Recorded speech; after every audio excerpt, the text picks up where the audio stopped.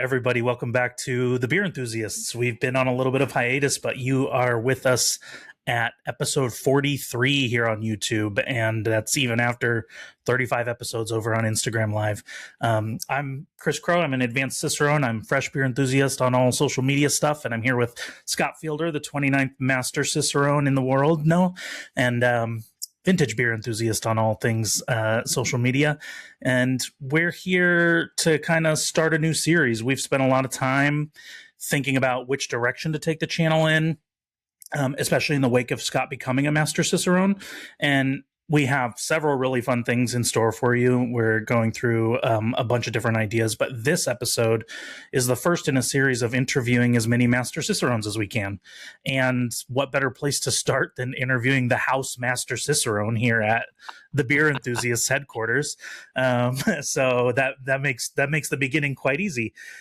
This series is not really meant as just like free puff piece for the Cicerone program, but one thing that we have noticed kind of creeping into the discourse about beer certifications is more and more negativity, and also kind of a lot of questions about whether it's really worth it or what it means to different people. And we wanted to go straight to the people that have worked their way through the entire program, the Cicerone program, and get different perspectives about why someone might tackle something so difficult, whether it is truly worth it, different ways that they experienced studying, being mentored, and going for these titles. And I just think that people like you that have summited this mountain are the best mouthpieces for this type of information, right? We've gotten this far, and this isn't going to be like a Master Cicerone exam review video. We've done one of those that you can check out. This is going to be more about getting to the point of why somebody might take an exam like this. And yeah, there's going to be a lot of encouragement from us for you to level up, as our friend Chris Laguzamon would say as well. And so, yeah, we're starting here with Scott Fielder, and I'm going to ask you a bunch of questions about your experience and some of your opinions about the exam, some of your journey as well. A lot of bits and pieces of that are all over the interviews that you've done over the years, but we'll try to get to the heart of the situation. And I kind of want to start with there are a lot of misunderstandings about the exam. And because at first glance, if you're thinking about tackling this, there doesn't seem to be all that much information available. You can get the syllabus, and if you're really on the hunt, you can find some blog posts about it and things like that. But it's not exactly easy to just figure out everything there is about the Master Cicerone level. Is there anything that you would say is the most misunderstood thing about the exam? Yeah, I think there's a couple of different areas to kind of focus on. I think there's areas of focus on what are some kind of misunderstandings about people's preparations for the exam, kind of leading up to it. And then I think there's some that are just like, on exam day itself. That are maybe a little misunderstood. I think leading up to it, I think the first thing that's kind of misunderstood is that it's from my personal experience and listening to other people who we've kind of talked with who, maybe passed this exam, 8, 10, 12 years ago. It's never been easier to prepare for this exam when you really think about it. There are resources that you would think would just kind of be obvious that they're out there. There's literally no reason why you should not know what at least every single panel on the tasting exam is called, and kind of what it's at least generally like. It is really hard, to get into the kind of nitty gritty of some of the things and really kind of parsing out what Cicerone wants, to the nth degree. But, there's literally, I remember the first person I kind of, maybe complained to a little bit or kind of had, a little bit of a question about the tasting exam as, just as an example. And they said, yeah, those like practice tasting panel, worksheets that are on the website, like those, there was a time when those didn't exist. Like, and you could only get it from Word. You could only get an idea of how many off-flavor panels there were by either taking the exam or somebody, being willing to kind of tell you. And of course, with things that are, again, sort of what's misunderstood. It's gonna kind of depend on that somebody who took this exam 10 years ago is going to have a different perspective as opposed to myself. But I think the most misunderstandings about the exam are in the preparation for the exam. The one that I kind of makes my heart sink when I hear people studying and kind of have this sort of misunderstanding is that they can just kind of skip something or not put a lot of effort into something leading up to the exam. And yeah, I get it. If there's 106 beer styles and you don't want to study one of them, I get that. But if there's just things that are pretty well known that Cicerone themselves even are not all that shy about, saying like, yeah, you should really study this. That's usually a pretty good code for like they're either almost on the exam all the time, or it's even just something that's on some portion of almost every level. Like it's just something that Cicerone kind of prepares you for, like from even from like certified on. Like there are just certain things that like commercial examples, BJCP stats, those sorts of things. And then also just sorry, let me say one more thing before I forget, and then I'd love to hear your follow up. And then the other thing too is just if something is on the syllabus, then for whatever reason there's just this like they're not going to ask me about that though, right? Like that seems ridiculous, and it's not. They'll just. I think there's maybe one thing I would argue that is on there that I maybe haven't kind of seen that them kind of actually do. But for the most part, 99.9%, like you should just be ready for any of it. It's all fair game. Yeah, I like that attitude. And I, part of the skepticism about going for the higher levels, I think, comes a lot from people that already have a foot in the industry or maybe have a specialization, right? And so if you're just wanting to be, the best hop supplier salesperson of all time, you want to just know everything that there is to know about hops. Maybe you feel like you don't need the other knowledge areas or the certification to kind of rubber stamp your expertise. But I think that's not skipping anything in your studies is a way to help you achieve a much more well-rounded certification than people think. And so people misunderstand. If you know nothing about the Cicerone program, you think the pinnacle of it is like, calling out hops blind or, like calling out beers by sight and saying where they were brewed and all these things. And it's so much different than wine in that sense that I think it would be very beneficial for a lot of people to use the higher levels of Cicerone to round out their experience instead of just being an expert on one thing, because they're totally right. You can just be an expert on one beer thing, and many people are. Some people spend their entire lives studying one very narrow brewing question, and you can do that. But I do think that it can only help. Kind of in that vein, I am going to ask you about what made you want to achieve the certification, but I want to start a little bit more broadly and ask, why should anybody attempt this exam? So I think something that you kind of started, kind of inching towards, is kind of where I would go with that, and that's yes, you can be focused, maybe even hyper focused on one particular thing, but I think anybody who's worked on, I mean, it's really hard to think. Maybe this is something I don't know about sales, because that's something I haven't had any sort of even sort of passive experience in. But when you start to just look at beer production and you understand how everything is so connected, it is hard to think that having a well-rounded just kind of take on beer, and with the master level being the most kind of the best generalist kind of certification that there is.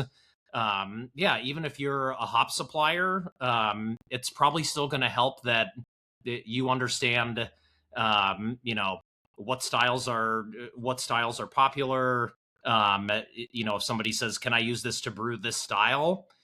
You got to know about beer styles. If there's formulating a recipe, it's not just like you just can take anything and then you can throw hops in it.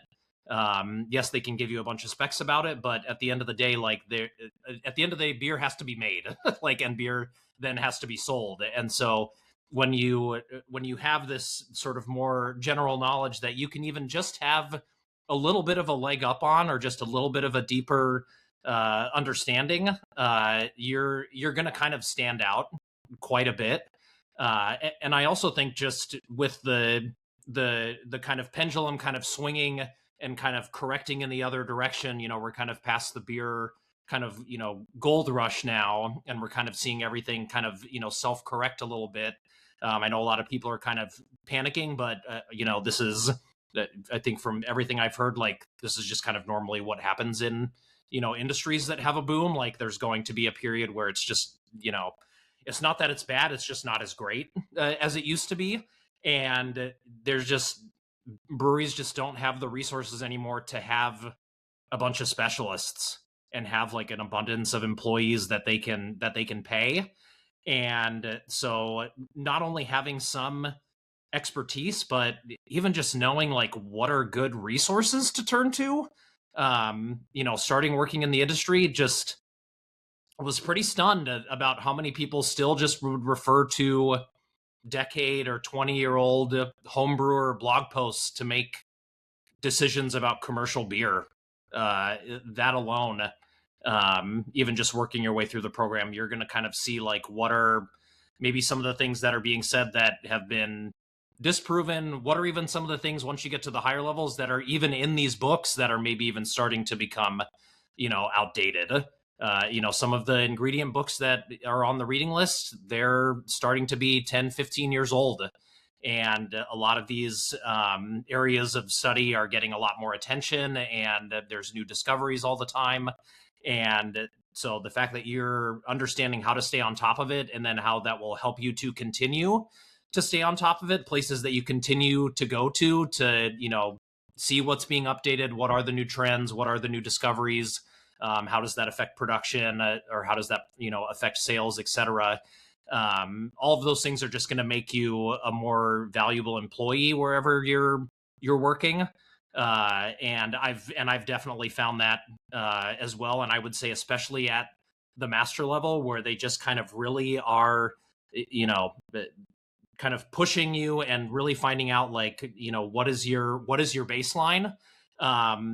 Right after I passed the exam, I mean, it seemed like my boss didn't kind of put this together because I had passed the exam. I don't think it's something that that maybe they had kind of put together. But then all of a sudden it was like, can you just do this real quick? And it was like, yes, I have literally been trying to figure out how to do this for a 10-minute in the span of 10 minutes for the last 26 months. So it's really great when you just have a little bit of extra time and you can complete a task at work that might take somebody else hours to research. And then again, especially if it's about food pairing is a big one for us. It's like they're just going to find a bunch of garbage. Yeah, and I think the tide is turning a little bit too, in another sense, which is, I feel like 10 years ago or so, a lot of people treated folks going after Cicerone certifications as know-it-alls or whatever. There was this myth of them showing up at tap rooms and telling people they were doing stuff incorrectly, and I'm skeptical that was happening in any significant fashion at any time, to be honest. I know obviously it probably did happen in isolated instances, but I think it's a little bit more evident now, especially with the higher levels, the introduction of the advanced level, how you said, you kind of talked about how broad of a knowledge base the program covers, but you have to go really deep into each of those knowledge areas as well. So it's almost like getting 5 different certifications in the 5 different knowledge areas. And I think it's a little funny that Cicerones in particular got that kind of bad rap early on, in some senses, when we all know good and well that like the salesperson doesn't know the first thing about brewing beer in some instances. The brewer is like terrible at pouring beer and serving beer in some instances. And I think that like going after this certification is something that can unite all of those knowledge areas and just make you much more well-rounded. So I get that. I'm going to ask you a little bit more specific version of this, tailored to your journey to the top later. But what kind of just initially made you want to tackle Master Cicerone? For me, it was never the goal from the beginning. The beginning was kind of, the only initial leap I sort of made in how far do I want to go was for certified. Like once I kind of learned about it, I was like, I kind of already knew I was definitely not going to stop at certified beer server, and I wanted to get to level 2. And then at level 2, there was definitely kind of like, do we branch out? Do we get into a different, kind of part of the beverage spectrum? Do we go wine? Do we go, I was a bourbon guy before I got into beer. So there was the bourbon steward thing had just kind of become popular right before the pandemic started and was kind of on the rise. So I was thinking about doing that. But then once the pandemic hit, then I realized I just was going to have all this extra time to study, and everybody knew how to use Zoom. And I realized kind of when I had initially started studying before the pandemic that I really felt pretty lost. There wasn't really a ton of information out there about that particular exam. A lot of it was just very, like general, kind of knowledge about the exam. But then as we learned together, like a lot of it was also just kind of like, I passed and I did this, therefore this is what they're expecting. And then we just like immediately just saw that like very categorically like refuted on the exam itself, that wasn't the case. So after that, then it was, can I put some people together who've maybe already been studying? Everybody has probably kind of heard it, our kind of origin story of our friendship, where I just kind of put out the bat signal, who wants to study for advanced, and we get a small group of us together, and kind of put all of our heads together. We reach out to people who've taken the exam before, ask for, some advice. And we all kind of have enough sort of collective resources to figure out a good path where we feel pretty confident. And that's really the only thing that probably kept me going towards master. I'm not really, I think maybe there's like a 30% chance I just decide to go it alone if you and everybody else is just like, I'm good, and I just kind of want to do something else. Because I mean, part of it that we definitely learned is that there was a spectrum of people who were in our study group. There were people who were like super duper serious about passing, and people who were like, this is a great community that I like to be a part of and show up, and these are great relationships that I'm developing, and if I pass, that's great. We had some people in our group who didn't even attempt all the portions of the exam, and I don't think it's ever been something that they regret or something that they wish they hadn't done. So there's definitely part of that that I would have had to consider, like, am I just gonna kind of leave these relationships that I've built just behind and kind of go forth on my own and tackle Mount Doom by myself, or no, as we've seen in cinema, it's better if you've got a friend or two to help you get there. Absolutely. And that's just always been the way I've approached a lot of things. Grew up playing a lot of team sports, and so just kind of doing it on my own was just never all that interesting to me. Yeah, we plan to ask everybody how they ended up studying in a group or solo, big group, small group, whatever it may be. And like you said, I think most people know that you and I had been studying for over 5 years by the time that you passed the master exam. And I know you agree in principle with the idea of study group. And I think you would also further agree that we were kind of lucky to find each other to study with. It really felt like the perfect scenario as it unfolded. So we're really lucky in that respect. But I'm wondering if you might want to give a plug to getting a study group together, even if folks aren't as lucky as we are, right? Like I'm kind of working with the theme, the idea that an imperfect study group can still be better than no group at all. Right. And I wonder if you agree with that, or kind of what you think. Yeah, I think there's definitely a breaking point to that theory. I think people should always kind of be evaluating, like, because just as much as people can exponentially help you grow, when you are, studying together, the opposite, I think, can also be true. So I think just trying to make sure that, because I do agree, I think the vast majority of the time most people just aren't going to be doing things like advanced and master, and sort of be at a point where they're just like kind of dragging other people down. Like that just feels like, I just don't even think that that type of person gets there in the first place. Mm-hmm. I think that's just a lot of extra work for that. Like the juice is probably not worth the squeeze at that point. But I think the obvious parts for a lot of people are, you're hoping that you're with somebody who is stronger in some different knowledge areas than you are, somebody who you can kind of turn to for advice or practical experience from, certain knowledge areas. But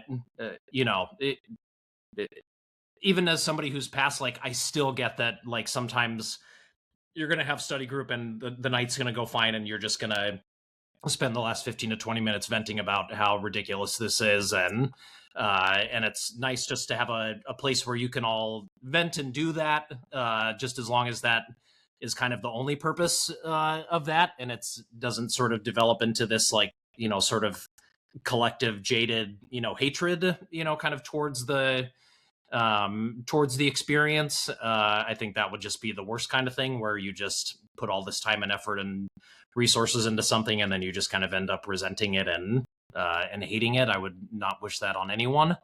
But so yeah, I think even if you're, showing up and, maybe it's not the most, maybe it's not just like the most prime and iron sharpens iron situation.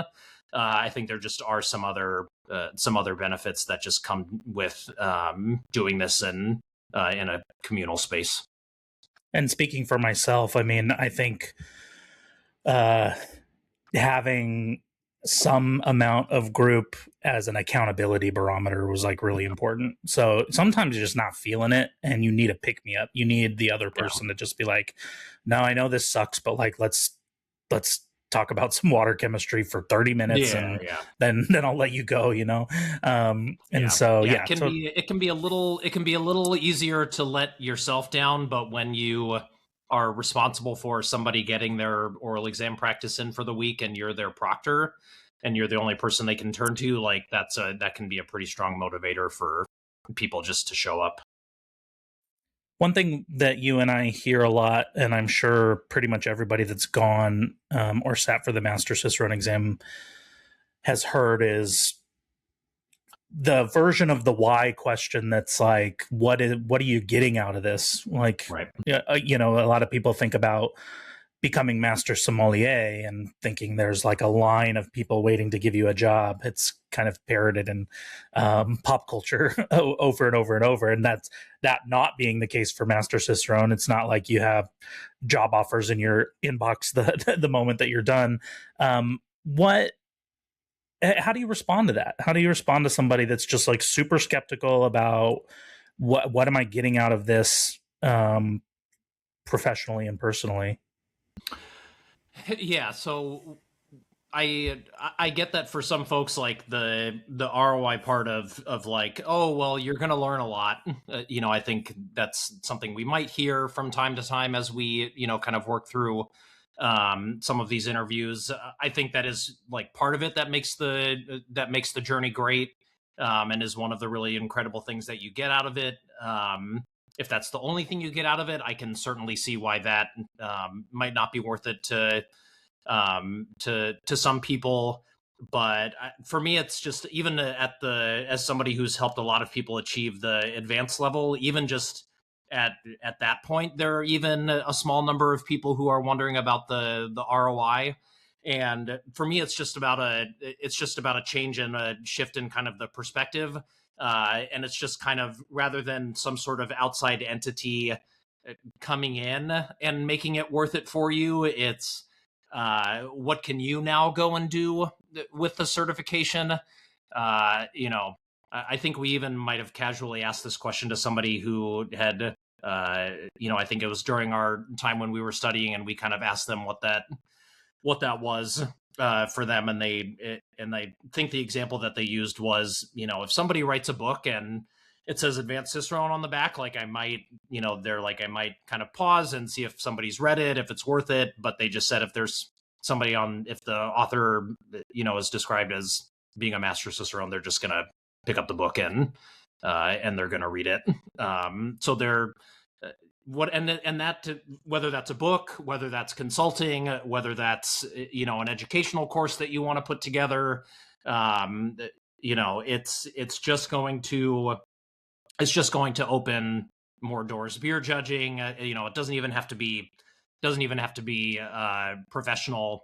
Even if it's just I don't know, even if you're just like, I'm tired of not judging the best of show table, that had judged tons of competitions for years, literally never judged literally was never asked to judge best in show of any kind until I got the certification. Like, obviously people are going to be like, well, should I spend $15,000 so I can do that? Yeah, of course not. But you're going to get more than one thing out of this.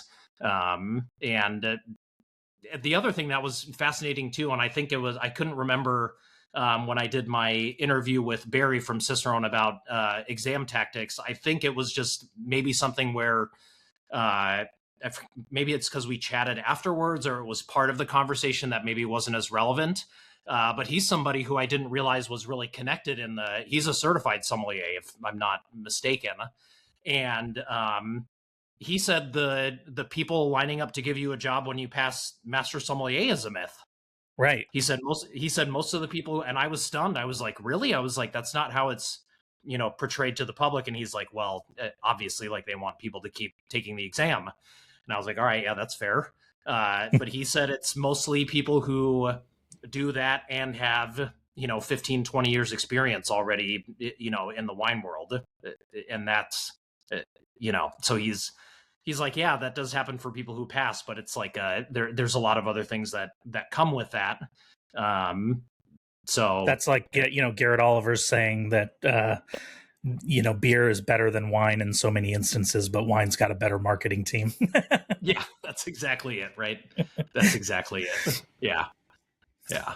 We had a recap episode from our first attempt that goes over the format of the master exam a little bit more detail. We don't need to rehash that here, but it's been a long time since the exam underwent any significant changes. Is there anything about the exam that you think should change, or just ideas? Yeah.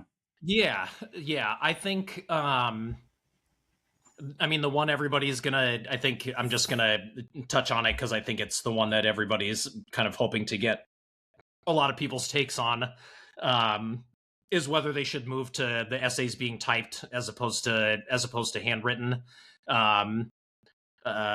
Just speaking from somebody, because I always wondered if we were kind of on the precipice of, like, are we gonna like take this a few times and then we're gonna show up and we're gonna be kind of the first, kind of people to do that, because we were also sort of part of the first wave of advanced Cicerones who were able to take the written portion online, whereas before it was, all day, one day, handwritten. And as somebody who has passed now, and because the first thing I thought is, like, how is everybody else? You wonder, how are all the previous ones going to feel? Right? How are they going to feel about, oh, well, you got to, is there really going to be this, like, oh, well, you got to type, everything. And even after passing, like, I don't care if they do, like, I'm not going to hold any sort of, grudge or anything. If anything, if it's kind of seen as being somewhat easier in the ether, then I don't know. I'm glad I passed the hard version then. I don't know. I think people are thinking, like, I gotta 70 on the exam, and if I would have just been able to handwrite, I would have gotten an 80. I think that's outrageous. The exam's extremely difficult. I think honestly, you probably would maybe bump your score up by like 1 point or maybe 2 on the written portion, but for the most part, like, you either know what you're writing about or you don't. Yeah. That's the majority of what that comes down to. So, Well, and I think too, there's a little bit of a misunderstanding in the grading too. I think there's a equally likely chance that you get to type the exam and you're talking about a bunch of nonsense in your essay. You think you can type so fast you can get everything down, but something that we were really counseled against was going too far off topic, right? And you don't get extra points for knowing, for going on side quests on the written exam. And that temptation, I think, is probably way higher in a world where you're typing your answer. So there is certainly a skill involved in zeroing in on the strategy for handwriting the exam, because there's a terminal limit to how fast you can do that. But there's, on the flip side, there's a risk that you talk a bunch of nonsense if you're able to just type 100 words a minute. Yeah. And the other thing too is there's portions of the exam where I wouldn't want to type it. Like, there's parts where you have to do math. Like, I'm not going to do. Never done math on a computer. Like, if it's digital, then I'm using the calculator. But there's parts of it that I might want to write out, and that's just not something I would be particularly interested in. And honestly, the other thing too, I would not want that to expand into other parts of the exam. Like, I've heard some people talking about like that they would maybe do better on the technical portion where you have 4 beers and it's 15 minutes and you've got to basically describe them in great detail to, kind of touching on lots of different aspects of the sample. I would still handwrite that. I think going from one apparatus to the beer, because you can write with one hand, but you can't, typing with one hand is not, is not really a thing. So I wouldn't really want it to expand too far out of the exam if that happened. I think some other things that could be the one thing that I think would be super interesting too is I think there's a solid, like, at least 2, maybe 3 off flavors that they could change on the tasting panel. I think there's just some other ones that are just maybe far more practical and useful, and still even quite difficult. Because there were even some of those that, I thought, oh, well, these are relevant enough. And there's a single panel where, it can be anything, and it can be even off flavors that are not on the syllabus. And I thought they would be easier, and they were not. Right. So, I think a lot of people who've taken the exam are like, just get rid of indole. Like, 50% of the population is blind to it. That seems ridiculous. They can still pick one that's more relevant than indole that shows up in in far more commercial beer, and maybe even in some commercial beer is desirable, but it's it wouldn't necessarily be easier, especially since we don't really understand if they're just going kind of by the Aroxa standards, and it's just we're filling a liter and putting in 1 capsule. We don't know if they're adjusting for certain ones, if people are just constantly getting them wrong all the time. We don't really know how much they play with that. That seems like a lot of work. My guess is that they don't. So that would be the other thing that I think is pretty realistic. The one that I think would be really interesting is we heard early on in the exams lifespan that the oral exams used to be much longer. Like, they used to be like 30 minutes. And I really think it would be interesting if they bumped it up to like 15 minutes. Because right now they're 10. And I think that kind of strikes a good balance of 15 minutes still isn't a crazy amount of time. Um, but I also but it also gives you as the proctor a little bit more play to kind of thread any sort of, kind of pull on some threads a little bit. We kind of noticed that there's definitely if you kind of open the door on a subject, it seems like they are more than free to kind of walk through that door and see what you actually know. Hmm. And kind of, again, kind of like pull on that thread until it kind of unravels, just to kind of, push you as far as they can. And so I think adding a little bit more time where they can do that. And then I think the other thing too is, we've kind of lamented that there are certain demonstration portions that even realistically 15 minutes would seem like a short amount of time to kind of figure out and to do. And so I think that would, again, like inch it a little bit closer to practicality, but I think even with an extra 5 minutes, it's still going to be quite challenging. Totally So, fair. A lot of people, I think, that have followed you know the surface level answer to the following question. But what was your strong suit going into the exam, and what did you need the most improvement? And then, in addition to that, since people maybe already kind of have an idea, what was the breakthrough on the thing that you needed improvement on? Maybe there were mm, many ones too. It doesn't have to be an epiphany, but what were some of the biggest things that helped you overcome the thing that you were weakest at? yeah. So yeah, kind of the first way I'll kind of describe it. If you're just looking at the knowledge areas, like worst by far is keeping and serving section one. There's just a lot of it is very, and I mean, I felt like I did a lot of what I could do. I took the micromatic course multiple times. I taught ChatGPT how to build questions in that regard that were sort of algebra and math based. Even though it could never really spit out like a really great question, it like I said, um, uh, Neil Whitty's, the goat at that.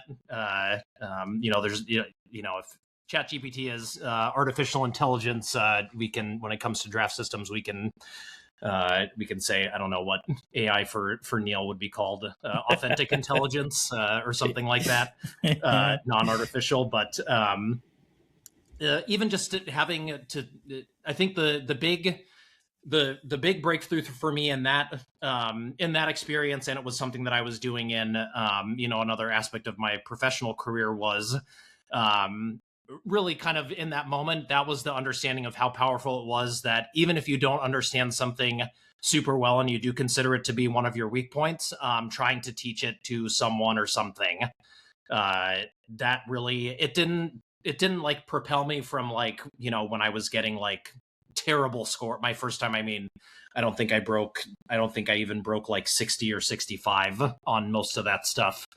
Mhm.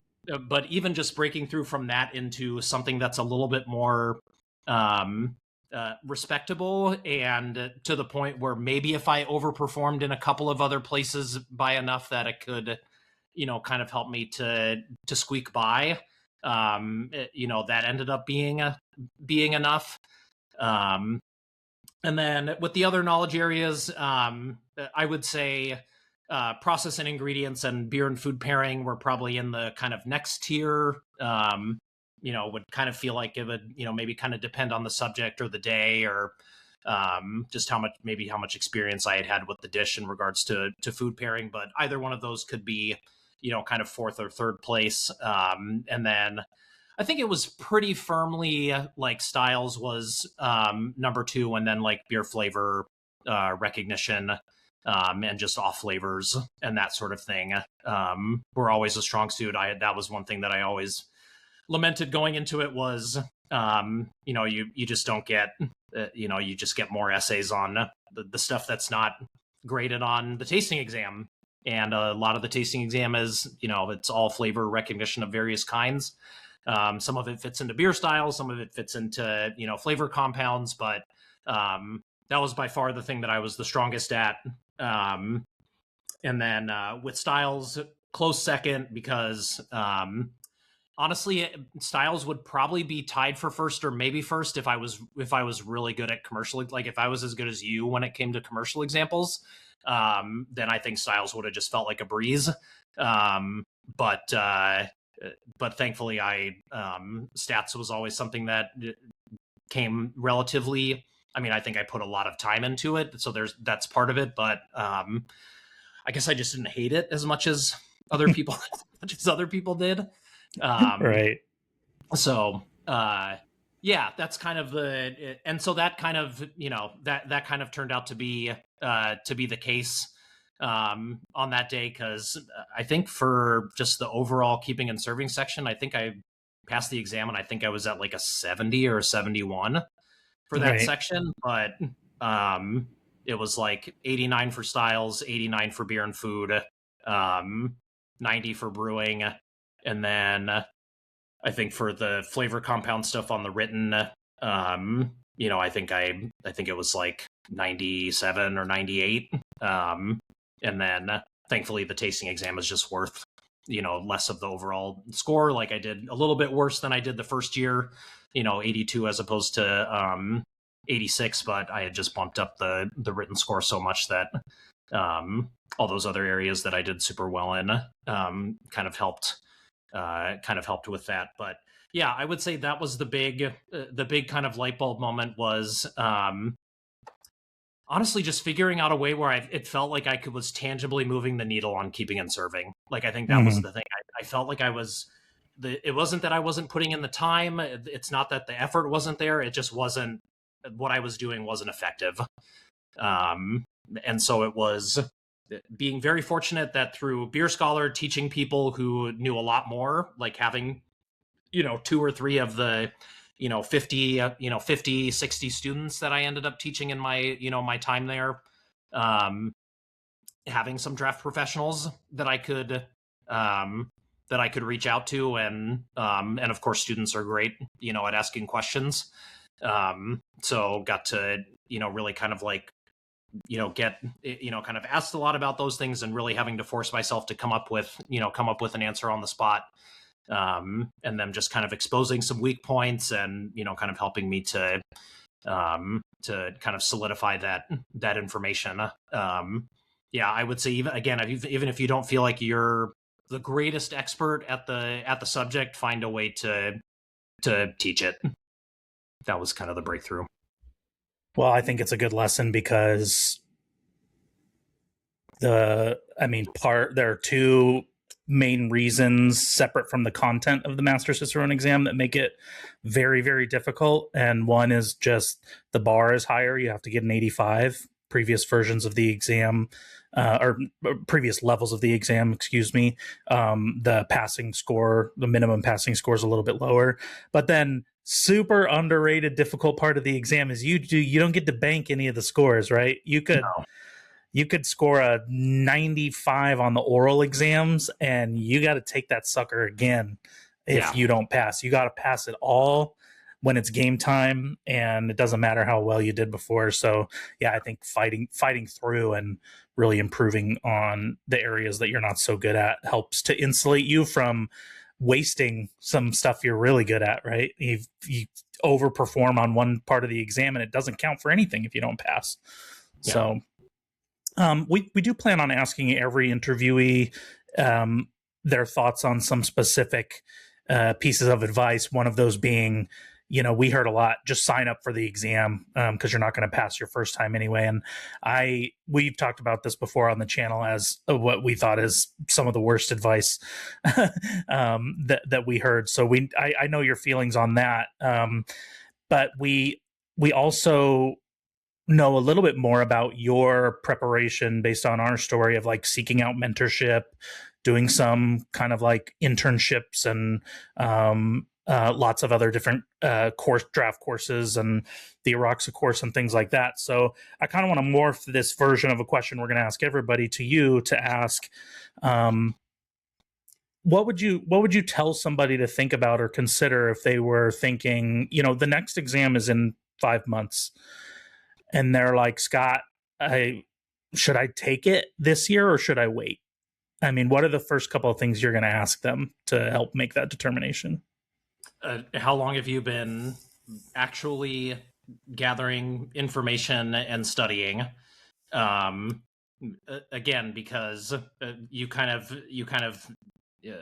of mentioned this in passing a little bit earlier on in the conversation, but I think a lot of people who are really thinking about that are kind of banking on some sort of personal experience that they have, kind of kind of shaving some time off of their preparation. And again, I think there's so much of it that just has to do with, there's going to be a lot of elements of the exam and just the way that the exam is set up that just doesn't happen in your day-to-day life. Like, you don't sit down and get quizzed for 10 minutes by an expert in the field, once a week. And so you've got to try and do something at least resembling, that, or, coming as close to that as possible. So, because again, like, I think you've got to, there's just a certain amount of putting yourself in a position where you have the resources and the information that you need to study. If that means you have to build flashcards, if you have to purchase more reading material, if you need to travel, if you need to, if you really feel like you want to take some sort of, sensory course and you're not able to, whether it's, a Roxa or, Cicerone's Master Sensory course, there's just a lot that you might need to, that you might need to do in preparation for that. And so I think, looking back on it, for me, I think that what I guess the thing is, like, the exams, barring something wild, like, the exam's going to be there next year. And so, like, you're going to get that first time experience anyway. And, there's obviously, the other obvious part is there's financial implications to, to all of this. Which, certainly, came up was part of the discussion for us because we were even in this position. We thought long and hard about this. Another thing too, I mean, speaking of, should you study in a group? If the other person in your group's thinking about taking the exam, like, I never thought I would do something like that. And I was like, well, if Chris does it, that'll probably be the only thing that'll convince me to do it on, 6 or 7 months, notice, or, or whatever. Cause we had, kind of thought that we were gonna, do it eventually, but, definitely hadn't been studying the way that I would have wanted to. And also, if you're patient and then you take it the first time and you get a really good, kind of first time taker score, I think your confidence level is just totally different leading into the next year. Like, just, I think we're just being it within striking distance, I think, just goes a long way. Because you can make up a lot of points. You can make up 10 points. But also not a lot of people get 75 their first time, so that's another big part of it. So yeah, getting the experience of the exam, it's certainly helpful, but it's always going to be there. It's not going anywhere, as far as we can tell. So my initial instinct is that waiting is probably, also, if it's 5 months before and you're just now wondering if you're going to take it or not, I mean, really, right off the bat, the first thing I'm thinking is someone's probably answering no to a lot of these questions. And so I would just say, look at it this way. If it's going to be in 5 months, take these next 5 months, consider this your time to start planning out your next year, get your flashcards ready, get a study schedule ready. Maybe that only takes you 3 months and then you can start studying then. But the other thing is you can plan on 12 months. And then again, with the students that I've had, advanced is, takes most people 6 months to a year to complete all the different portions of it, whether that's just how spaced out the exams are now that the tasting and the written are separate, or just that you have to take one of the portions multiple times. Life happens. And so you might go 6 weeks where you can't really study the way you want, and you're going to kind of, wish that you had started earlier and given yourself a little bit more of a cushion. And so, but if you just, if you got $1,000 burning in your pocket, I'm not gonna tell you how to spend your money, but 1,100 now. but it was really funny because we heard that a lot. And one of the, there was had a consulting gig, and there was a Master Cicerone that I brought in, and I said, what was your, kind of take, with this, and it was Chris Pisney. And I said, do you kind of tell people this, that you might as well just take it because you're not going to pass the first time? And he's like, you could pass your first time. Yeah. He's like, what do I know? He's like, hell, I did it. Like, there's a hand. Yeah, it's not, but it's not impossible. So, Mhm. treat your first time, take it as serious as you would your third time. And it was very simple, but it was also quite like eye opening. Like take the exam seriously. Like whether you're going to take it this year or next year, you got to take it serious. I love that.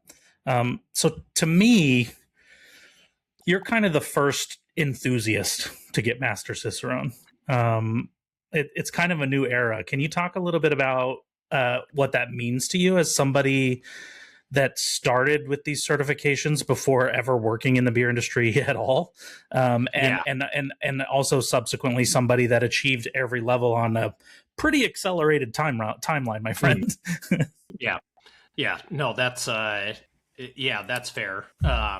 Yeah, I mean, I'm definitely kind of in this in many regards, like I've kind of already mentioned, there is kind of this like pre and post COVID, era of what, all the exams look like, what kind of trying to achieve these things kind of looks like. But yeah, I really did just kind of see a a documentary about sommeliers, and I just thought, gosh, I don't like wine, but I like beer, and then just kind of figured it out and thought like, I might need to change careers at some point. So yeah, let's just do it. I can start out doing it for fun, and um, just thought it would always be something to, I love to learn. But once you kind of start to achieve the higher levels, then you start to kind of learn about the people who've done it, and the people who are either at the forefront of it, or people who are the pioneers, or people who you are just in the spotlight, or people who are kind of well known. And this was definitely something we had with people like Shelley, from Sam Adams, who's Master Cicerone. And we would just kind of look at her bio whenever she would do an interview, or be in some article, and it's just accolade after accolade, all the experience in the world. And we were like, we really think we're gonna be like Shelley? Like, this is the kind of person that it takes to pass the exam. um but again, as somebody who grew up watching a lot of sports, playing a lot of sports, kind of grew up in kind of the prime heyday of Michael Jordan and Shaquille O'Neal, and you start to hear all of these stories about how they would kind of hype themselves up, even if, like, whatever the motivation they used wasn't necessarily real. But yeah, there was a certain point where it was like, like somebody who works at a brewery and who's been working there forever, like they're going to take this exam, and I'm going to do, whatever it is, I'm going to do better than, and again, like, never telling this person has no clue who I am. Yeah, you're I'm not. competing with them in secret. Yeah, that's the thing. Yeah, you're just sort of creating these very weird stories that you're convincing yourself are reality. I think, one of the, great stories that, Shaq tells is one of the great, centers in the NBA. He said, I asked him for an autograph when I was 14, and, he basically told me to, get out of his way, and like ignored me. And he kind of used that as motivation the first time he played him, because he was really nervous to play against him, because he was one of the great like players in the NBA at the time. And he just used that as motivation to try and, destroy him on the court. But like we've said in the past, obviously we're not competing with other people, we're competing with the exam. But it sort of started as that. It started as like these, people think that, people who aren't in the industry can do it. You have to have all of this experience to do it. I'm hearing all of these things and seeing all these recommendations that you need X amount of years to pass this, and if you want to go to the next level, you've got to study for this long and have this many years of experience in the industry. So yeah, I just started kind of using that as motivation to prove that that simply wasn't true, that you could do it, just either by whether it was sheer willpower or again, what I just really sort of think is just like the power of a study group. I think can get you to a certain level. I will say, I think for the master level, it does get a little bit more granular than that, in terms that you probably do need to just it really is helpful to be around beer like 8 to 9 hours a day, like in your professional life. There are certainly tons of things that would never show up on a, I remember when I started working in the cellar, my manager was like, do you think they're ever going to have you like try and clean a tank? Like, CIP a tank. Right. And I was like, no, like literally never. Like they were literally never ask you, like literally just here's a pump, show me how to hook all of this up to this, like, this 125 barrel bright tank and use harsh chemicals to clean it. Like, they're just not gonna, but still, just like being able to, having to talk to people about beer, doing sensory all the time, like that was something that I can't say that it didn't play a part. Like it certainly did. But then sort of the next level was, I don't have a science degree. Like I didn't work at some big brewery that, again, I have no idea who paid for what. Like I have no clue who paid for these people, but these people at these big breweries, they're probably getting paid to study, 8 hours a day to pass this thing. Like they're probably, getting paid to do it. And I gotta work here for 8 hours and get up an hour early and study. And, so that was kind of the way that I used it to kind of motivate myself. And then when I started to, at the certified level, was starting to kind of share more of my journey on social media and a lot of my tasting practice stuff. Then I started getting, messages from people who were like, oh, like, I know you personally a little bit. And, I kind of thought this was just for, certain types of people or people with a certain amount of experience, or, all you see is all of these people who are, because everybody just shows their highlight reel, 90% of the time. And so they're just thinking, I don't perform like that at all when I study or when I do tasting practice. So like, how is it even possible for me? But like they're like, you passed advanced on your first try. And I saw like you got 1 out of 5 on like style portions sometimes, or 0, or you said like you didn't do super well on this. And like you like struggled. And I was like, yeah, like probably most people do, struggle. They just, I just was willing to, to do that. And then at that point it was like, you can't let them down. Like you gotta finish it. You gotta keep going. Like if you give up, people are going to be, it's like, you're starting to like convince yourself that you're, the people's champ, and you can't let them down, which again, like is ludicrous. But, yeah. Especially when it's such a niche community. Maybe there's 1 or 2 people who, view it like that. But it worked. I was going to say, yeah. The proof is in the pudding a little bit. So. Well, and my next question is a little bit about that. For me, you sort of broke the mold on study posting online when you would post, no matter what the results were of your practice session. And was that a conscientious decision, or was that like, were you trying to gain more followers? Were you just trying to be honest? Were you trying to kind of like pierce through this veil of everybody just posting how good they are at everything all the time? Like, what was it more organic? How did it happen? Do you remember? Yeah, it was multifaceted. One, it was definitely to kind of build there was a conscious point where it was like, I need to build, I want to look into this beer thing more. I'm starting to follow more people on Instagram. A lot of more like beer focused accounts. Not seeing a ton of people, doing this. Wanting to gain a little bit of a following. Wanting to shed light on the program a little bit, because again, like still in the grand scheme of things, Cicerone's still relatively new, especially compared to other beverage certifications that exist. And then the other part of it was just seeing if anybody would notice, and maybe they were studying too. And it was, it was just a way to kind of give people a way to connect with me. And then I think another part of it too was I think I had made some like outrageous goal of like, because I remembered thinking like, okay, if I'm going to start a beer like account, like let's try taking it seriously from the jump and see if we can, kind of build some momentum from the beginning. And the thing you hear from the beginning when, anybody researches like, how do I just, what's the key to doing good social media? It's like, you just got to post a lot. Like you're never just going to go viral after the first like 5 or 10 posts. Like it's usually, a lot of posts. And so I remember thinking like, I'm going to post for 1,000 days in a row. And after a while, you're just like, what do I post today? So, and then it was like, okay, like I'm studying a bunch. And so, some days it was like, this is the flashcard that I struggled with. This is the panel that I did. This is the beer that I tasted. This is the style that I studied, all that kind of stuff. But so, yeah, it was kind of a multifaceted, there were a lot of reasons too, but by far the most,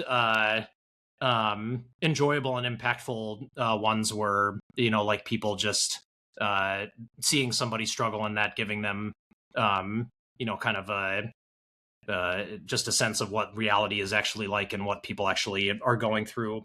That was never part of the goal. Wasn't thinking that way. So I just more in that regard, I just wanted to think like, to me, it was just more like, let's just be authentic. Like if I do just post all of the really good ones, then like, and also looking back on it, like I would have just not posted a lot. Like it really just did struggle a lot. Yeah. Like, especially the ones that are postable. Like the hard part is like, if you're really good at styles, like you're going to have a lot of stuff to like, you're going to be posting a lot. Like if you're not good at, I remember I tried thinking one time I was like, oh, I'm going to try and post about like doing, like a technical description thing. It doesn't work. Yeah. It's just not great. Like pretty much like consumer stuff and styles. Like those are the things that I think people can kind of grasp onto and kind of see like, oh, okay, like I get what's going on here. Like that makes a lot of sense. Well, kind of on this subject, I'm going to try to get to what was going through your head through a lot of different parts of your journey, and everybody get in to the time machine, the nostalgia mobile with me. But you've been posting about beer on Instagram since 2018. I noticed as the calendar flipped literally to 2019, you started describing the appearance of the beer. Like you had never described the appearance of the beer. And then it's like January 1, 2019, posts a beer, little mini review, not even really reviews. They're just kind of like your experience of the beer that you tried the day before or whatever it might be. And I noticed in the first month of 2019, you start obviously making a conscientious decision to post about the appearance of the beer, the color, the foam, all that thing. Did you have like a New Year's resolution? Was that part of like a concerted effort to get more descriptive? Do you remember? And maybe you like had decided you were going to take one of the exams by that point, or I don't know. Yeah, part of it was that I was considering advanced at that point. But also I think I had just found out that I had passed certified. Like I think I found out I passed certified on like December 19th. And so from what I remember, I just felt like I actually had some like, authority. Like I was a certified Cicerone. And so it's like, okay, like I know, I think it was just, there was a little bit more confidence in like, I know what I'm talking about. Yeah. Well, part of this is actually before that too, because I mean, this would have been early 2019. Sorry. I thought, sorry. Yeah. Oh gosh, early 2019. Yeah. Why did I do that? Well, let me develop it a little bit further because it's you by February 1st that year, you were posting about beer evaluation sheets by Morella at Beerology. you were clearly making a more like educational study turn in a Yeah, really yeah, yeah. like short, kind of an abrupt amount of time, right? It's like Yeah, if you go down the Scott Fielder rabbit hole, it's yeah, like you had a vintage Rodenbach and like 2 months later yeah, you're studying for the certified exam. yeah. um Well, is that will go ahead. well Yeah. so it, something I've always really appreciated about you in all the studying that we've done together is you don't try to get too far ahead. People might see your journey and be like, oh, he accelerated really quickly, but you didn't like skip to the end and try to learn incredibly complicated things and reverse engineer them, which is something that I tend to do. So that's always been a good help to me, whether it's just something as simple as deciding to start describing the appearance of the beer, making sure you're swirling the beer correctly and trying it in your non-dominant hand, like all these like really little things that add up over time. So I guess did you ever have to fight that impulse back then to kind of like skip to the end of some study material, or have you always been kind of like a master of the fundamentals first kind of guy? And then when you reflect back on that time, did it feel like you were learning super duper quickly and exponentially, or did it feel kind of slow? Because I know some of those gradual improvements can feel like they're kind of slow, even if they're in real time pretty fast. So now that I've actually got the timeline right, not even remembering my own life correctly. But no, now that I think about it, um, if it was 2019, then I had I had probably just started studying for certified beer server because I think I took certified beer server in late March. So if I had to guess why I started talking about the appearance of the beer, it's that I probably bought the like basic style flashcards from Cicerone, and I Mm-hmm. actually like started learning like what does SRM mean and how do people like describe just how are the different kind of like really basic styles kind of described. um so looking back on it and putting myself in that part of the timeline, that's probably why I started doing that, and describing beer that way. In terms of the fundamentals, um, it's kind of weird. I think for certain things, I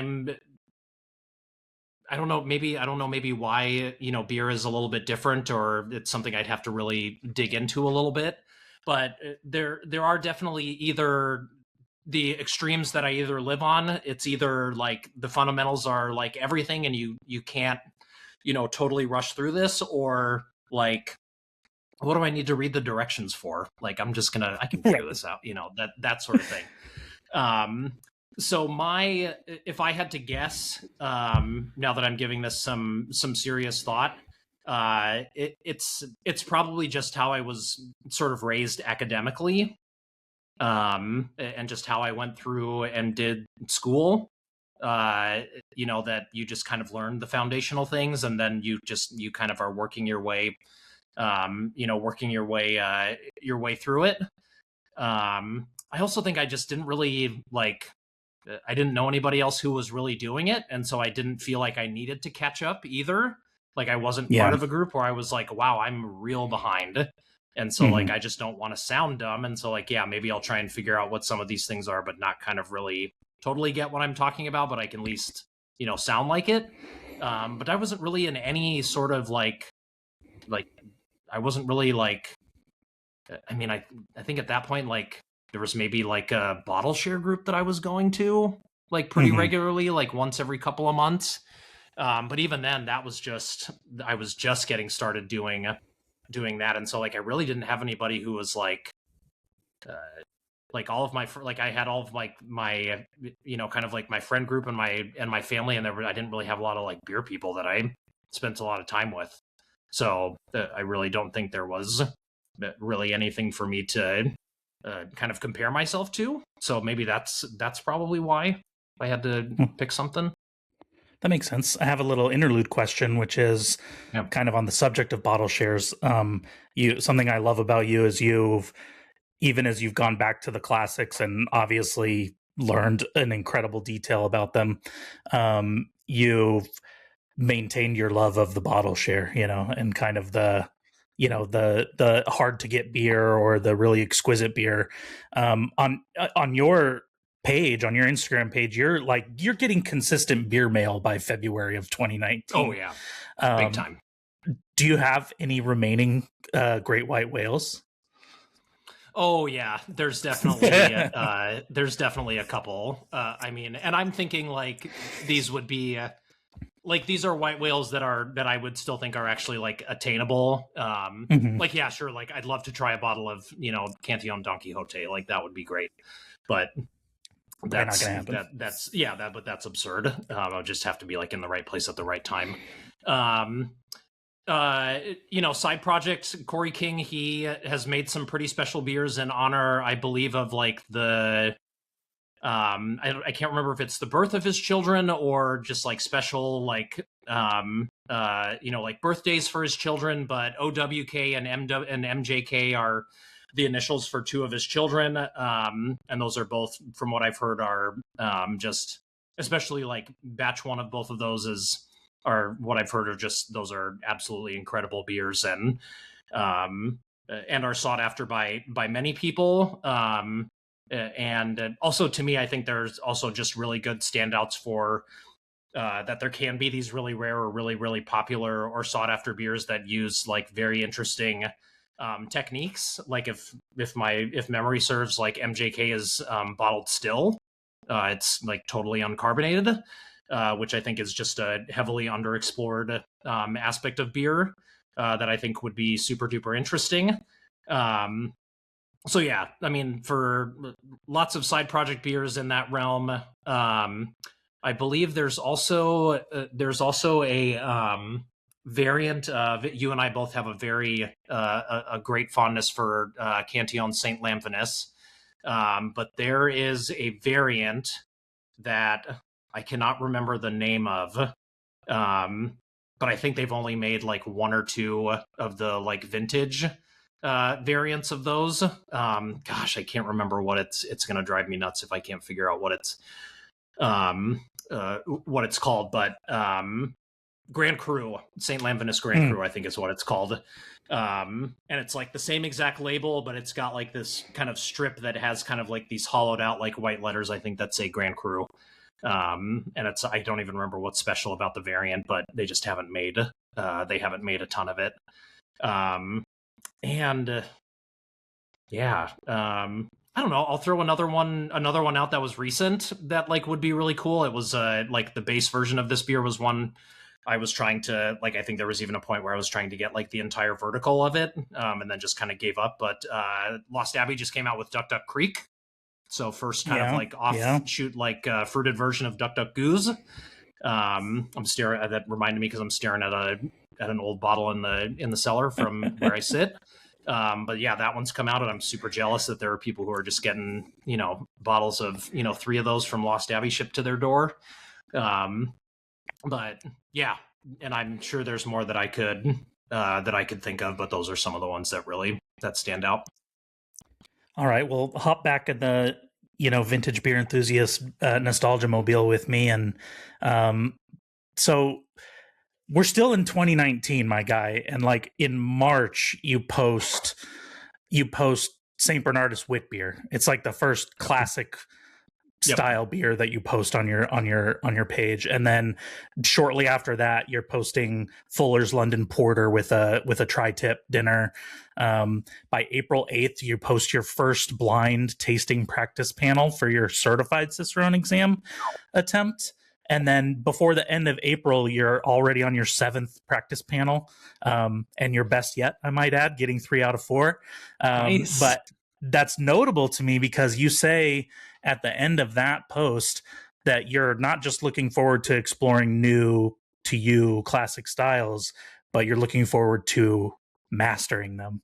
And here we are all these years later, Master Cicerone Scott Fielder. But you used the hashtag road to advance for the first time in March of 2020. As everybody knows, that's when the world kind of shut down. But then but that was less than 2 months after getting your certified Yep. results. And I've always kind of known you to be a momentum building kind of person. Was it simply that, or did the pandemic accelerate the decision to study for the advanced level a little bit? And then kind of subsequently, we can fast track to was there a turning point in your studies where it went from cool thing you're interested to on this somewhat guided track to thinking you actually could and want to pursue the master level? Yeah. So, how that kind of informed whether I should continue on. Definitely both. Like now, all of a sudden, I have the time for it. The pandemic's there, and then I think another. I forget maybe who I had. I don't know if I had already kind of chatted with Chris Cohen at any point. But from if memory serves, I think it was one of the first times that I had kind of heard somebody kind of, and maybe it wasn't Chris, it could have certainly been somebody else, but it was kind of I remember it being kind of the first person who kind of lamented that they stopped and that they didn't kind of keep going. um and that it was really, it was kind of the first time someone, I think, had just kind of, that I had heard out loud and kind of realized, like, if you stop, like, it will go away. Like, there's some of this that will stick with you, but it will kind of taper off, and there are things that you'll forget or won't be as sharp as you were. And I didn't really like that. I didn't really like that idea. I also was, I think at that point, I was definitely in the thick of, I really felt like I was kind of starting to get a hold in the Santa Clarita beer community. There was a brewery that was extremely close to me. I mean, if there was like a road leading directly to it, I could have walked to that brewery. And just before the pandemic, we had agreed to do a to have me kind of be the liaison between the brewery and a local restaurant to do a beer dinner together. And so I was like, oh, okay, like this could be like things are starting to move, and like This is the thing. I had and I had asked them if I could come in, help clean some draft lines, when I was studying for certified and all that kind of stuff, just to get some hands-on stuff. And so they kind of saw, kind of how I was, kind of working through the certification and getting to that level, and kind of saw my passion for beer. And it was also a point in my previous career where kind of the job that I was in, if you had a job, it was really stable and you could easily have it for 18 months to 2 years. But if you didn't, you could certainly be out of a job for 6 to 9 months if you weren't lucky. And so there was really a little bit more of a sense of like, I've got to be ready to pivot like at the right moment. So I have to just take every opportunity, and I have to, really be ready for that. And so I think that was also kind of part of it too, was we don't know what the world's going to look like after this. And so I need to be ready. And I had already applied for some beer jobs too, like just to see, I was like, okay, like this place has a job opening. I'd love to work there. I'll see if it comes to the point where, I might need to transition. Maybe I can get ahead of it rather than waiting to see if it's sink or swim. I can just make sure that I'm swimming somewhere else, and just have it be a guarantee. But that did not.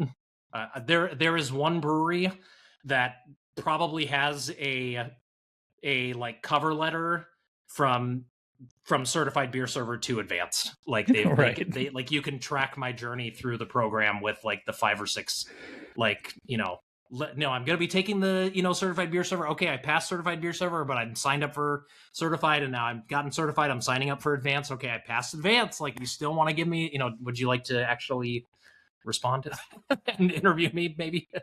But no, never. That didn't work. So, I accused you of being the first enthusiast to pass this exam. Something that you are decidedly not the first to do this, to pass this exam, is a white man. And I think it's incumbent upon us to talk a little bit about the demographic makeup of Master Cicerones. I think a lot of times underrepresented groups are saddled with the heavy lifting on this topic, and they shouldn't they shouldn't have to be. We need to weigh in from time to time, and it's only like a handful of Master Cicerones that aren't white men. Do you have any thoughts about the importance for the beer certifications to market and appeal to a wider audience, and kind of maybe, not a cure all obviously, but how some suggestions or thoughts about how we might move forward to make this appeal to more people? Yeah, so obviously it's something that's really multifaceted, and when I think about this, I think the first thing to uh, kind of remember is that you do have to pass 3 other levels before you can get here. So is the bottleneck really just there, or is it certified, or is it Mm-hmm. advanced? Because if you can't even get there, then then everything else doesn't really matter. And I didn't really kind of foresee this, but when I started developing the Advanced Cicerone coaching program for Beer Scholar and taught that for a few years, I never predicted um, the kind of response that we would get from people who were um, outside of the country. Uh, Mm-hmm. people who uh, people who maybe English wasn't their first language, but they spoke enough English that they could understand and take the course. But I mean, I think I'd have to look back and check, but I'm like 99% sure that for every single person who was not in the United States that passed advanced, except maybe one, there's maybe one that I could think of. I don't know if but all of those people were the first advanced Cicerone in their country. Right. So I guess obviously the ones are like, maybe people who, since have passed master. We've got 2 or 3 who were, but I think some of them even passed before the advanced level um, was a thing. And again, I think even some of them were, uh, living in the United States and working in the United States, and maybe they were, they weren't, they kind of moved here. But now what we're seeing is, now that those people have advanced, they can put on, tasting exams. Mm-hmm. They post those things, because it's also it's not only a language barrier. It's also just uh, just doing tasting practice with some of these folks over Zoom. It can just be hard for them to find a particular style of beer, let alone even just a lot of it, it's like, well, yeah, we don't get the classics, but sometimes it's like people around here who, even if the craft beer scene is pretty good, like they just don't make that style. Mm-hmm. Or maybe if they do, it's, they did it once and they're not really going to do it again. So not only taking the burden off of people needing to travel to taste beer, but thinking, wow, there's going to be an exam here and they're going to use beer that's locally available to me. Because and I mean, we had this experience with our buddy Anna Deep. I mean, when he came here, it was like he had to come here months in advance to try a bunch of the styles that he, in the classic examples, that he just didn't have access to in India. But I think if you're looking at before we even started the Advanced Cicerone coaching program, just the availability of the online, the online written exam, Mm-hmm. because that's the other thing. Even people, when we would talk to them, it was like, you know, if I've got to come out, I need to know that I can pass the tasting the one time I travel out there, because it's going to cost me a shit ton of money, to fly from. Had people fly from, from Germany, from Chile. Like, these are people are flying extremely long distances and paying a lot of money to be here, and they might only have one shot.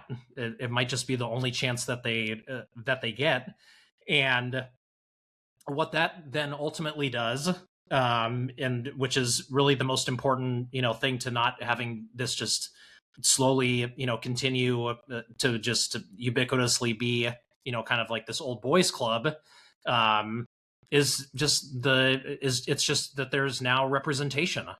Now there's people who are of either even just them being of a different cultural background. I can't Right. tell you how many people who we got questions of, do I need to describe beer like this?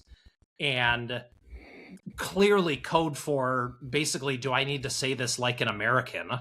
Or do I Hmm. need to say this like how basically white people, straight men have described beer for decades? That's really what they were trying to ask in they were being as nice as they possibly could. But I tried to just stand by, like, we you know and thankfully there are people at Cicerone where it's like, okay, like, we know, like, this type of thing is not going to just be where they're just going to be like, we don't even really know what this means, that doesn't even sound like a descriptor, like, we're just not gonna you know I think there was some people we knew there were people there and people who are still there, who are like, okay, like, that's not going to be how we operate. But these are the things that people worry about, and that people Yep. are wondering, like, is it okay for me to be you know authentically me, and of the place that I am from, or the place that I am? Is that acceptable? And that should just be that should just make everybody who's hearing that just cringe. Like, that Hmm. is just something that was a terrible thing to hear. um you know Again, like I will say, this was not our grand plan was just to help people pass advanced, and just to help people get to the advanced level. This was not some, like, master plan that I had. It just kind of worked out in my favor. But it certainly opened my eyes more to what some of the struggles are, um, for folks. And then still a lot of that representation here, just especially in the realm of gender. uh, yes, the white part is quite ubiquitous, but the male part, just as much, if not more egregious. And so again, it's how can we um, you know offer more resources. At Beer Scholar, we always kind of understood that there's going to be this sort of sliding scale for what people can afford, and we never wanted money to be a reason why somebody just said, I'm not going to do this. If you don't have the time, or you don't feel like you're committed enough, or it's the ROI's not there for you, great. But if money was ever an issue, that's something we always tried to work out, in whatever way that we could. Um, and then it's just filling the space that you have, and just wondering how you can lift up other voices, whether that's inviting people to speak at your conferences who are of marginalized communities, supporting things like Crafted for Action, that are really at the forefront of kind of this new wave of conference that hopefully is kind of leading us into kind of into this new age of how those things are run, and kind of leaning away from kind of um you know famous white guy stands up in front of everybody with a microphone and talks for an hour. Right. Hopefully there's you know hopefully there's we're being led in the right direction by the right people. um but again, I've even seen in my spouse's work and my previous career, you can still even put voices on stage or in front of people. But ultimately, if the people we are asking to go and do that and be a part of that, if we're not ultimately trying to have them be at the table in terms of just the leadership, the people who are planning those things, then from what I've seen, like, it's not going to move quickly enough, and we're going to probably just fail a lot more than we do, and it's going to be a little bit more performative at the end of the day, because we just need representation. Doesn't just it happens on stage, it happens behind the scenes, like, it happens in lots of different places. And so we've just got to kind of start thinking outside the box in terms of that. And you mentioned Crafted for Action. Shout out to those folks putting in the hard work and 100%. the Michael James Jackson Foundation scholarships for brewing, and a litany of other examples of society festivals, nonprofit organizations, beer babes. People are out there doing the work, and I would just counsel to them too that take up your space where you can and make yourself known. We need you inserting yourself into these spaces and carving it out for you and people like you. And I also want to steal one of your ideas that you've talked about a lot, which is there's mentorship baked into becoming a master sommelier, and there's really not for Master Cicerone. And so the program needs to grow. We just literally need more Master Cicerones. Point blank. So that's part of it. But yeah, that the other side of that coin is, reach out to people. You'd be surprised how many yeses that you get, and how much stuff that you can learn along the way. I want to get a little silly though before we finish up. All right. I got a couple ideas, a couple little games I want to talk about, but kind of in between, something that sticks in my mind about your study routine, your tasting routine, is that for off flavors, for example, you would take the time to write down every single one that was possible on the panel before embarking on the panel. And I realized the other day, I kind of had this funny thought that there are, on the Master Cicerone exam, we are responsible on the tasting exam for 29 different off flavors. And you're the 29th Master Cicerone. So this is the only time in Cicerone's history that we're going to be able to assign an off flavor to each Master Cicerone without reusing one. And so you're lucky you get to go first, which you get to pick an off flavor that represents you the most. So I want to hear what it is.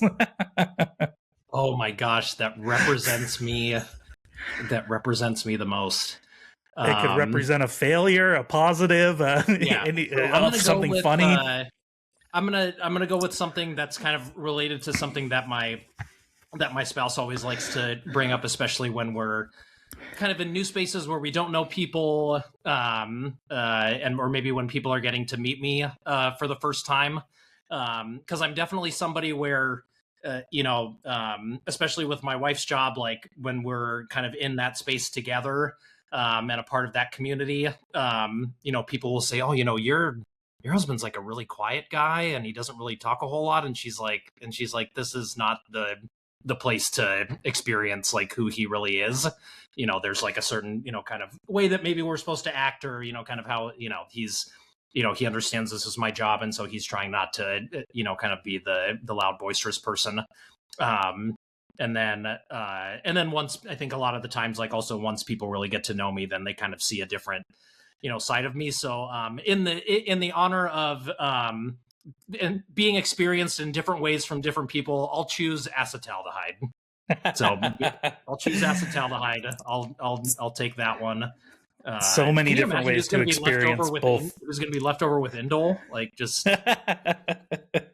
We could just give indole to somebody that's anosmic to it, and that's the funny connection. Who knows? Or they smell it as like jasmine. Yeah, they could be that one. Yeah. The pleasant version of indole. The pleasant indole, but. Yeah, for that reason, I'll go, because you can get acetaldehyde in lots of different ways, and depending on the concentration of it and all that kind of stuff, and the type of beer that it's in, potentially. And so, I'll choose acetaldehyde for that reason. Yeah, and even though you're Master Cicerone, you're still an unfinished project, That's right. That's right. That's another good one.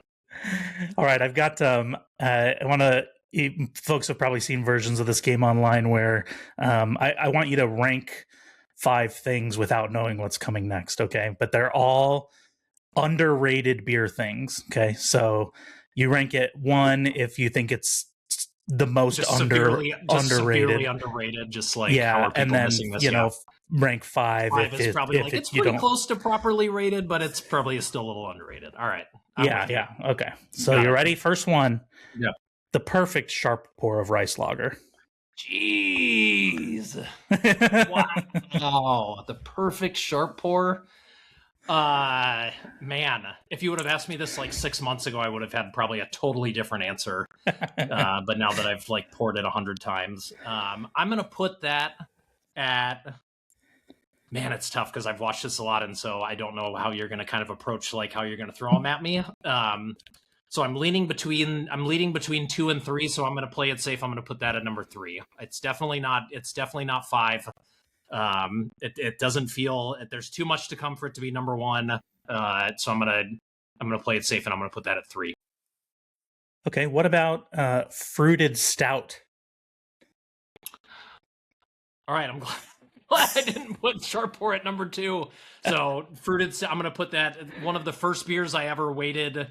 Like tried to. It was the first like fruited barrel aged stout that I tried to buy online, and it was the first time I learned that you have to be really fast at buying like hype stouts. So Jam the Radar from Bottle Logic, it's still one of my favorite just beers in general to this day. So yeah, fruited stouts are great. I'll put those at number 2. Like the perfect fruited stout is a mesmerizing experience. And you know, fruited stout's a deep cut. I'm the perfect person to ask you these because I know how you think. That is a deep cut. All right, so you've got number 2 and 3. You've got slots 1, 4, and 5 open, and the next one is smoked pale beers. Ooh. Wow, smoked pale beers. Jeez. All right, well, it's either 1 or 4. So I gotta go 1. Like 1, it's just it's just gotta from be the so top rope, number 1. It's gotta be so underrated. Yeah, that's just gotta be just. Oh yeah, all right. That's just so he's still underrated. He's slotting Grodzisky and smoked Hellison at number 1. Oh, God, yeah, you can just 1,000. All right, you only have 4 and 5 open. I hope you don't get something Right, you really like. Right. What about properly cellared English barley wine? Oh yeah, that one. I think. Yeah, I'm pretty comfortable with putting that at 5. Like I've surprisingly had a lot of aged English barley wine that's even like just probably been on a warm shelf for a really long time, and it's just it's a tough one to. You got to really try to beat those things up to the point where they're just undrinkable. So I think that's, again, like still slightly underrated. You should still, proper cellaring is great, but I'm pretty comfortable putting that at 5. I like that. Even beat up English barley wine's pretty good. I get that. It's still pretty good, yeah. All right. Last but not least, you only have the 4 slot open, and I left you. I think you did pretty well. I left you. Oh, okay. Perfectly decanted vintage goose. Oh man, I think that's actually pretty good. Yeah, that's pretty good. Because like, the other thing about it is like you're really probably only ruining like if you're pouring it for 6 people, you're probably just really ruining like the last person's. So you can still, if you realize you made a mistake, you can kind of come back from that. But obviously, like like you said, you know me, and so we've had that experience before together, and that was actually one of the interesting things I learned really early on when it was a light bulb moment, because we had one of these bottle shares that I was talking about. We had this bottle of Cantillon Iris, and it was back in the days where I was fresh on Untapped, so I was checking in everything, and the first couple of people we got the first cut. Looking back on it, I realized I had gotten one of the first couple of pours, and I was like, this is insane. And one of my buddies like tried it, and he's just like, I can't believe I'm doing this, but I got to give this like a 2.5 like bottle caps. He's like, this is terrible. And I was just like, why does he think this is bad? I was like, all right, like I guess it's terrible. But looking back on it, it was 0 decanting, no basket, no nothing.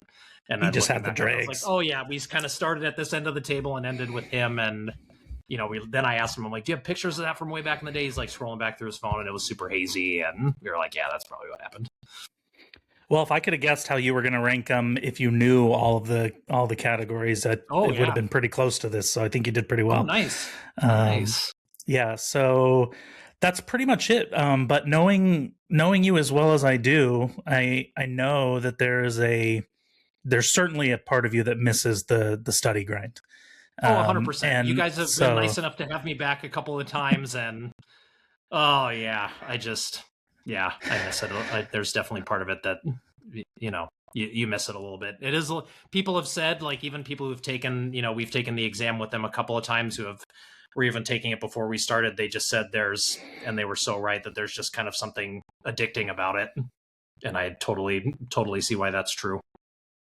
Well, in that vein, and on our way out, let the folks know what kind of cool beer stuff you're getting into after summiting the mountain, and how are you scratching that itch now that you don't get to study so much?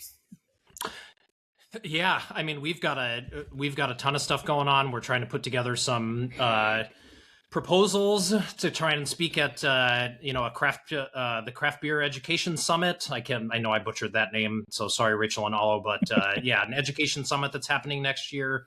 So got some proposals for that.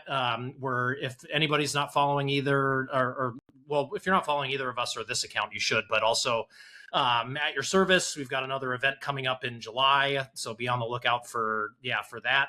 That's one of our it's the pop-up event series that we're doing this year. That we've done a couple of events now, but probably very high likelihood that we're going to keep. Not just going to be this year. We're going to be keeping the events coming into next year and try and do more of them. And leading one of the advanced sensory courses with Dan Imdike from Master Cicerone, co-owner of Cicerone, at the brewery in Placentia, California, on June 28th, 1 p.m. in the Barrel Room. So if you haven't signed up for that yet, please do. That's going to be, it's like a 4 or 5 hour course, and you get like 12 off flavors, a bunch of different panels. It doesn't matter if you're studying for the exam, or if you work at a brewery, or if you just want to get better at sensory. Definitely try and cater a lot of the activities and stuff to the people that are going to be there. So yeah, not just for Cicerone folks. So yeah, make sure to sign up for that. We're going to teach that together. I'm really looking forward to that. Yeah, that's a lot of the cool beer stuff got going on. I love it, Scott. Thank you for being the first guinea pig. You sort of had to be, because you're co-member of the channel. But if anyone has questions for Scott after you watch, please be sure to comment. We'll get around to answering the questions. And we are currently scheduling the next set of interviews. We're going to try to hit up as many Master Cicerones as we can. So if you're a Master Cicerone watching this, check your messages, because we're gonna reach out to you. Hey, you haven't, or if you're like, hey, I want to do this. This sounds fun. Shoot us a message. We're going to be trying to contact you anyway. So just get out of it. Absolutely. Yeah. And in the meantime, like us as the Beer Enthusiasts on Instagram. Again, I'm Fresh Beer Enthusiast. Scott's Vintage Beer Enthusiast as well. Subscribe to the channel. We've got not just this series, but we have a few other fun ideas that we're tinkering with to have some videos on the Beer Enthusiast channel here soon. And we're just looking to have a lot more fun with the channel. So thank you so much for watching. And we'll see you at the next interview. Cheers, everybody. Cheers.